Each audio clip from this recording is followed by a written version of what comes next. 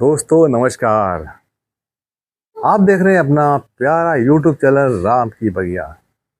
आज एक ऐसे विषय को चुना है जो खाद है, और खाद के बारे में थोड़ी चर्चा करेंगे।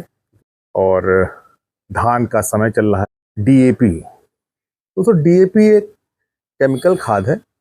इसका जो फुल फॉर्म है और डाई अमोनियम फॉस्फेट है, यानी इसमें नाइट्रोजन और फास्फोरस के दो कंटेंट पाए जाते हैं। सबसे ज़्यादा पौधों को ज़रूरत होती है नाइट्रोजन, फास्फोरस और पोटास की। ये तीन ही मुख्य हमारी खाद हैं। इसके अलावा बहुत सारे और न्यूट्रिएंट्स हैं, उसकी आवश्यकता होती है, लेकिन ये बेसिक तीन बहुत महत्वपूर्ण हैं। इसी के में से दो कंटेंट जो हैं, फास्फोरस और नाइट्रोजन, DAP नामक केमिकल खाद में पाए जाते हैं।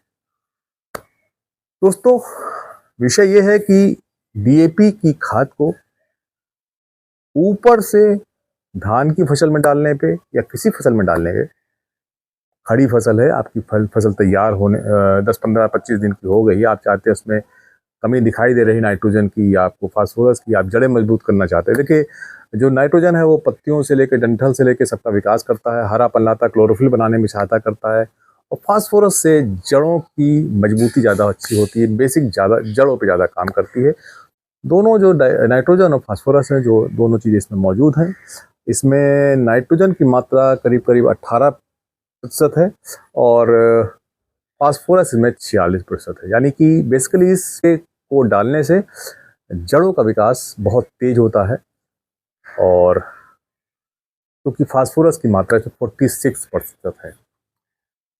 अब टेरेस गार्डनिंग वाले हैं, वो लोग 1 चम्मच, आधा चम्मच, जैसा भी गमले के हिसाब से डालते हैं, 4 दाने, 6 दाने। जानकारी साझा करने का एक उद्देश्य है, जिससे कि आप सब लोग जब हम आपसे जानकारी साझा कर रहे हैं, इसको आप आसानी से इसका परीक्षण करें। हमारी जानकारी को आप लोगों से पूछो, खासकर वैज्ञानिक से पूछें, उसके बाद आप अमल करें। तो जो हमारे किसान भाई जो देख रहे हैं, क्योंकि हम चाहते हैं कि आप जब DAP डालते हैं खाद, जब अपने खेतों में या गमले पर भी, तो उसमें कॉस्ट भी आती है। टेरेस गार्डनिंग वाले तो 10 दाने, 15 दाने, 25 दाने, 1 चम्मच, आधा चम्मच डालते हैं, लेकिन जो हमारे गांव किसान भाई हैं वो ज़्यादा मात्रा में डालते हैं। तो उनको फ़ायदा मिल रहा है या नहीं मिल रहा है, इस बारे में चर्चा करना, यही हमारा उद्देश्य है। जब हम DAP को ऊपर से डालते हैं, तब DAP में दो कंटेंट है, एक नाइट्रोजन है, एक फास्फोरस है। नाइट्रोजन इसमें कम है, यानी 18% ही है, और 46% में फास्फोरस है। नाइट्रोजन की जो प्रकृति है या केमिकल है, नाइट्रोजन बहुत तेजी से घुलता है। जो चीज घुलनशील है, जो घुल जाता है आसानी से, DAP में जो नाइट्रोजन है वो घुलता तेजी से है, तो तेजी से वो जड़ों की तरफ जाता है और जड़ें उसको अवशोषित करती हैं, और उसी हिसाब से वो अपने पौधे में हरापन या बढ़वार या पत्तियां, इन सब चीज़ों का जो बढ़ोतरी होती है, उसका इफेक्ट आपको दिखाई देने लगता है। जो फास्फोरस है, फास्फोरस प्रकृति के रूप से, यानी जो केमिकली ऐसा है, वो जो फिक्स हो जाता है। बेसिकली फास्फोरस P2O5 के रूप में पाया जाता है, और वो जहाँ पर भी डाला जाता है वहीं पर पड़ा रहता है, घुलता नहीं है। बेसिक समस्या है घुलनशीलता की, चलता नहीं, स्थिर रहता है, तो आपकी जड़ों तक नहीं पहुंचता है। जो हम पौधे में डालते हैं, पौधों की जड़ों तक नहीं पहुंचता है और वहीं पड़ा रह जाता है। हाँ, वो जो आपने DAP डाला है, उसका फास्फोरस जो रह गया है, वो अगली फसल में जरूर इस्तेमाल होता है, क्योंकि जब आप पलटी करते हैं या जुताई करते हैं तो फास्फोरस नीचे जाता है और कुछ फिक्स होता है, टूटता है, केमिकल क्रियाएं करते हैं, या कभी PSB डालते हैं, जो फास्फोरस सॉल्युबल बॉइलिंग बैक्टीरिया होती है, PSB के बारे में सुना होगा, तो घुलता है, तो वो अगली फसलों को मिलेगा। तो बेसिक समस्या कहाँ है कि फास्फोरस फिक्स हो जाता है और वो चलता ही नहीं है, पड़ा रहता है, या बहुत कम घुलता है, 2, 4, 5% घुलता है, और आपको उतना ही फायदा देगा। जड़ों का विकास जिस अपेक्षा से हमने डाला है कि इसमें DAP में फास्फोरस 46% है, तो उसका लाभ आपको नहीं मिलता है। हम इसी चीज को समझाने की कोशिश, मान लीजिए कि ये भूमि है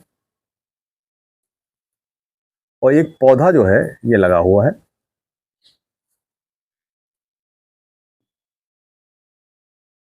और ये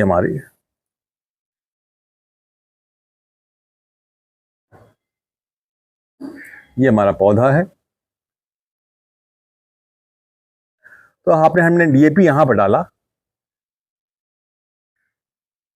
पौधों के पास, तो नाइट्रोजन जो है, नाइट्रोजन एन से सिंबल है और फास्फोरस का पी से सिंबल है। हमने यहां पर डाला नाइट्रोजन और फास्फोरस, डीएपी डाली, तो नाइट्रोजन से नीचे चला गया, यहां पर एन आ गया, लेकिन फास्फोरस यहीं रह गया या यहां तक आया, फंस गया। तो इन दोनों कंडीशन में फास्फोरस यहां तक जड़ों तो नहीं पहुंचा है। तो जो केमिकल आपके जड़ों तक नहीं पहुंचा है वो केमिकल वहीं फिक्स हो गया है और चलता ही नहीं है, ये बेसिक प्रॉब्लम है। तो इसका इस्तेमाल ही नहीं हुआ। जो भी आपको पौधे के अंदर परिवर्तन दिखाई दे रहे हैं वो परिवर्तन केवल नाइट्रोजन की वजह से दिखाई दे रहे हैं या फास्फोरस की वजह से बहुत कम परिवर्तन है। जो पोषण फास्फोरस का घुल गया है केवल वही फास्फोरस पे का काम हो रहा है, बाकी फास्फोरस आपका मिट्टी में दबा पड़ा है। इतना नीचे आ गया, थोड़ा पानी और डाला तो यहाँ आ गया, ये फिक्स हो जाता है। ये प्रकृति है डीएपी की। डीएपी में फास्फोरस की, अगर फास्फोरस फिक्स हो गया है वो यहाँ नहीं पहुंचेगा। इस प्रकार से अगर आप खड़ी फसल में या किसी गमले में ऊपर से डीएपी डालते हैं तो उसका वो प्रभाव नहीं है जो आप समझ रहे हैं, जो हम समझ रहे हैं, क्योंकि 46% जो डीएपी उसमें फास्फोरस है वो घुल ही नहीं रहा है, उसमें 10% ही घुल रहा, बाकी सब ऐसे ही पड़ा हुआ है। तो आपका बाकी चीज वेस्ट हो जाता है, या आपके वेस्ट भी क्या होगा, वो उसी में जमीन में पड़ा रहेगा और जब आप उसको ऊपर नीचे करेंगे, कभी घुलेगा, किसी कंपाउंड से रिएक्शन करेगा, जो आपके ज़मीन में बहुत सारे कंपाउंड बनते हैं उसके साथ किसी के साथ वो क्रिया करेगा, ऐसा कोई आप आइटम डालेंगे जिससे वो घुलेगा। जैसे आपने पीएचबी डाल दिया तो उससे फास्फोरस घुल जाएगा, फिर वो पौधों को मिलेगा। तो इस फसल में मिलेगा या अगली फसल में मिलेगा या उसके बाद फसल में मिलेगा। ये एक साइंस है, विज्ञान है जो डीएपी के फास्फोरस से संबंध रखता है। इसलिए अगर आप डीएपी को डालते हैं खड़ी फसल में या गमले में, पौधे में ऊपर से, तो उसका उतना फायदा नहीं जितना कि फायदा आप जमीन के अंदर डालेंगे, जब जड़ के पास डालेंगे। यहाँ नहीं, आप जब आपने पौधा लगाया, बीज लगाया, जब आपने बुआई करी, उसमें आपने अगर डीएपी यहाँ डाला हुआ है तो ये जड़ों के पास है, यहाँ पर घुलेगा और वो मिलेगा। कहने का तात्पर्य ये है कि हमको ऐसी चीजों को, खाद को डालना है जो घुलनशील हो। यानी अगर आप इसकी जगह 0,5234 डालेंगे, यानी जिसमें 52% फास्फोरस है, 34% पोटास है, उसमें ये घुलनशील है, एनपीके घुलनशील है, तो वो घुलेगी, वो नीचे जमीन तक जाएगी, उसका पोर्शन ज़्यादा जाएगा कंपेरिजन टू डीएपी के।